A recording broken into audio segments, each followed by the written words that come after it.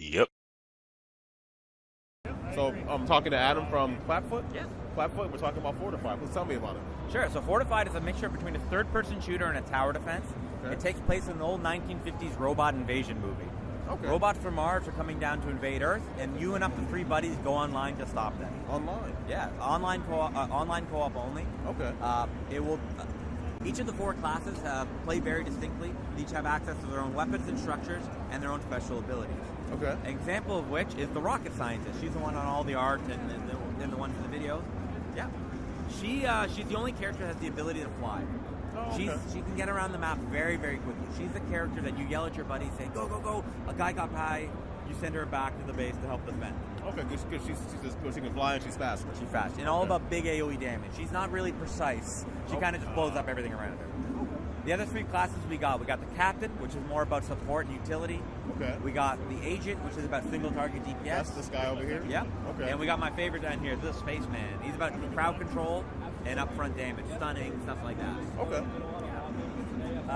I can explain a little bit more about the game if you like. Oh, please. There's up to 30 weapons and structures in the game, each with their own upgrade choices. So what that means is, as you progress through the game, your character goes up level, you get access to either unlock new structures and weapons, or from the ones that you already own, you can actually choose to upgrade them. And what that means is, it'll slightly change the strategy for the structure. Okay. So a type of structure we have right here is a big anti-tank gun. It's a big linear cannon.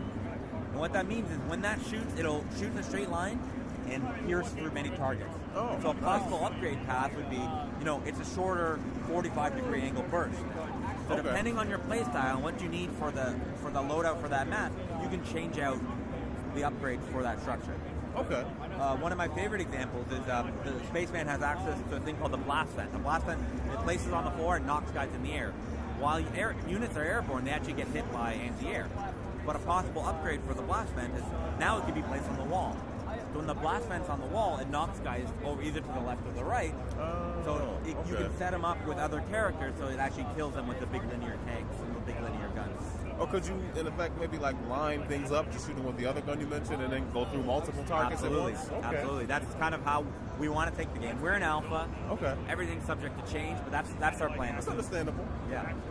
So, the 50s, so what, just out of curiosity, because of the old movies and stuff, it's an interesting time period to pick? We started with many different themes. We had like sci-fi, alien type world, but we kind of discovered the 50s based on the old 1953 War of the Worlds. I was just thinking War of the Worlds. Yeah, okay. we really loved how serious the people in the movie took it, but us looking at the movie are just laughing about how ridiculous it is. Did we find out at the end of the game that the bacteria in the atmosphere really killed the aliens?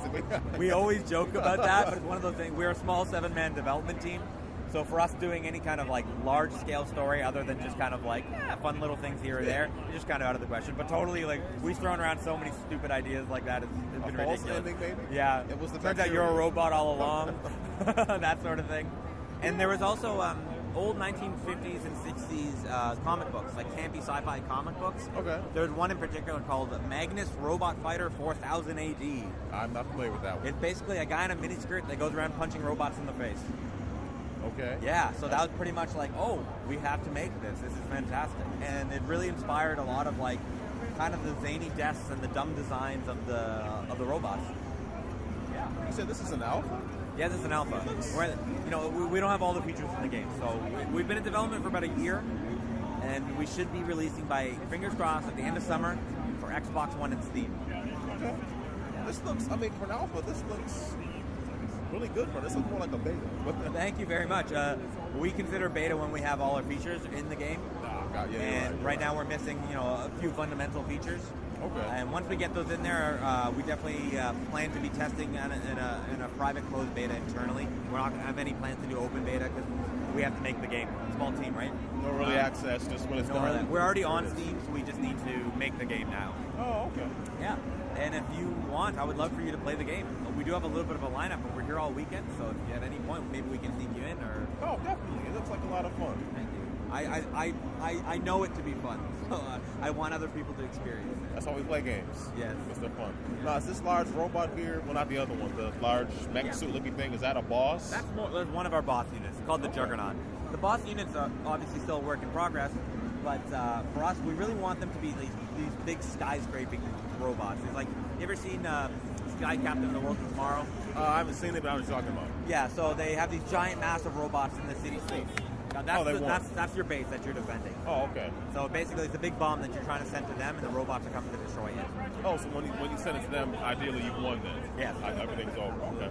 I'm sorry, you were saying something about the bosses? No, the bosses. We really want these big skyscraping bosses that force you to crane your head up as you're looking at them. They absorb a lot of damage, they absorb a lot of your effort, and your structures and your guns may be forced to focus on the boss, but you actually forget the other units in your game. So it's all about maintaining your resources. It's about communicating with your buddies, making sure that No worries.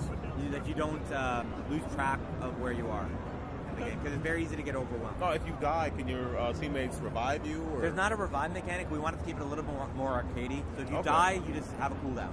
But if you keep dying, it's a longer cooldown. I'm terrible at games, so that won't work for me. It's hard enough as it is. The game is hard.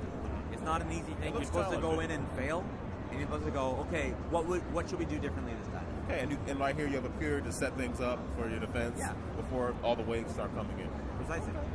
You can sell any structure at any point for 100% of its value, but not during the waves. So the reason for that is we don't want people just keep moving their structures back and back and back. So that's why we implemented a system in our game called the infantry system, or the unit command system. And what that is, it's a mobile structure. So on the D-pad, there's going to be there's commands that are going to be mapped to it. So when you build infantry, I don't know, the captain has some, but he's not building it in this current thing. Okay. But he can build infantry units, and basically they can stand there and shoot. But using your D-pad, you can actually move them around, rally them to a target, rally them to you. So you can run around like a little one-man army. And it's a little bit more dynamic, a little bit more reactive way of playing. I kind of like it a lot, actually.